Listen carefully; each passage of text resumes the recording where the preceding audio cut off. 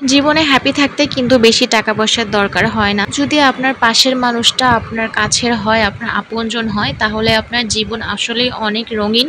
তো hello everyone, আসসালামু আলাইকুম। নতুন একটা ভিডিও ব্লগে ওয়েলকাম করছি। সবাই কেমন আছেন? আশা করছি সবাই ভালো আছেন। তো আমার ভিডিওগুলো যদি আপনাদের ভালো লাগে, একটু মন ছুঁয়ে যায়, তাহলে অবশ্যই লাইক কমেন্ট শেয়ার করবেন, পাশে থাকবেন। তো যেটা বলছিলাম যে প্রত্যেকটা মেয়েরই কিন্তু একটা স্বপ্ন থাকে, তার হাজবেন্ড তার মনের মতো হবে, তারকে বুঝবে, তার লাইফ পার্টনারটা যেন সারা জীবন তার পাশে থাকে, যে কোনো বিপদ আপদে সুখে দুঃখে সব কিছুতে। আমাদের জীবনে তো অবশ্যই টাকা পয়সার মূল্য আছে, কিন্তু তার থেকেও বেশি মূল্যটা হলো সময়। এই যে আমাদের এই সময়টা, এটা কিন্তু সব সময় থাকবে না। আমাদের বয়স কিন্তু আস্তে আস্তে কমবে না, অবশ্যই বাড়বে। তো এই যে মুহূর্তগুলো, এই যে সময়গুলো, এগুলো কিন্তু আমরা বৃদ্ধ বয়সে গিয়ে পাবো না।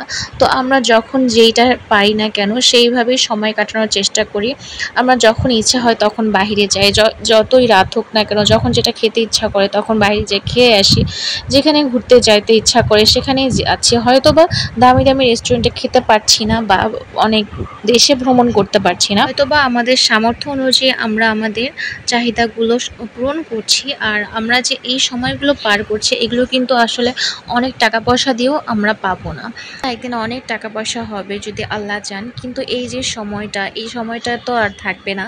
এই মোমেন্টগুলো তো তখন মিস করব। আসলে বালিশের নিচে টাকা জমিয়েও তো লাভ নাই। বৃদ্ধ বয়সে কি সেই টাকা কাজে লাগে?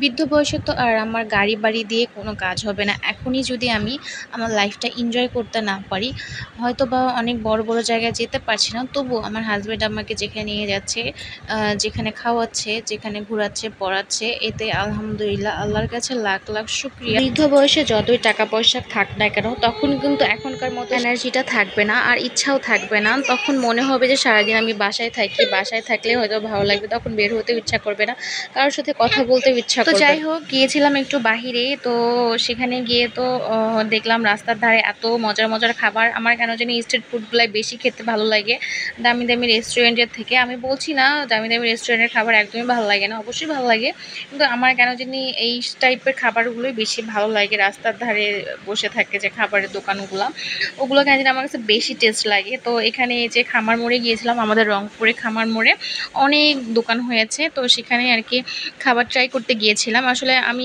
জানতাম না এই খাবারের এখানে কি কি পাওয়া যায়। আপনাদের ভাইয়া আমাকে নিয়ে গিয়েছে। তো এখানে আমরা পোলাও নিয়েছিলাম, চিকেন নিয়েছিলাম, আর একটা নিয়েছিলাম হলো খিচুড়ি গরুর মাংস। তো খিচুড়ি গরুর মাংসটাই বেশ আমার কাছে ভালো লেগেছে। তারপর সেগুলো খাওয়া দাওয়া শেষ করে সেখান থেকে আমরা আবার খামার মোড়েই একটা শরবতের দোকানে গিয়েছিলাম, যেটার নাম চায়ের দামের শরবত, হয়তো বা এটা এরকম একটা নাম।